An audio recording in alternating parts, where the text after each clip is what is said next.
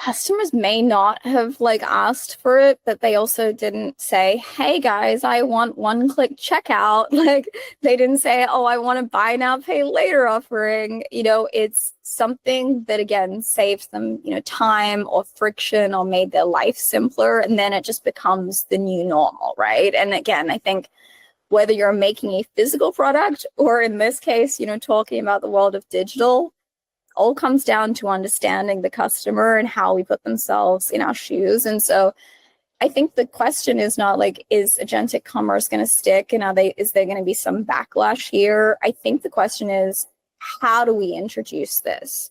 Because I think the backlash itself is never going to come from the technology. I think it's from trust in that, right? And I think this is where if an AI agent is starting to make some really opaque decisions. So it's adding something to their cart without an explanation or recommending some product without context. I mean, of course, customers are going to resist. I would resist. And I feel like we're pretty deep in this world. I think no one ever wants to feel manipulated.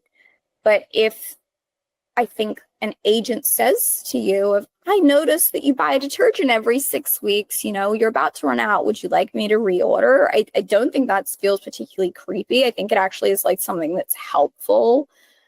And so again, I think in the early days of anything, like someone might feel a bit nervous and there might be some hesitation. I mean, even just think about subscriptions, like it's so the norm now. But when it first rolled out, like that was something that I think felt a little nerve-wracking for customers, right? They felt a little tricked or they thought it was just like locking you into something.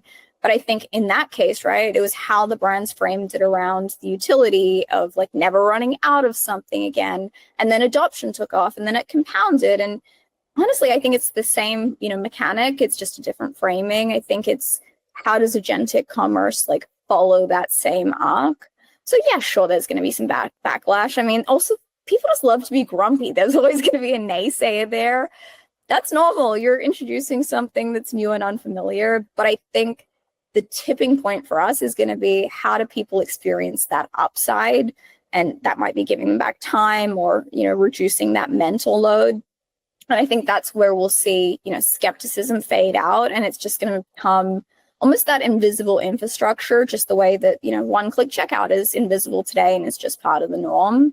So I think it's more to me, this question of how. I think today it's bots, tomorrow who knows what it's going to be. And I think that's really exciting and it's here to stay and it's here to serve the customer as we should be. So it's just how do we introduce this and frame this?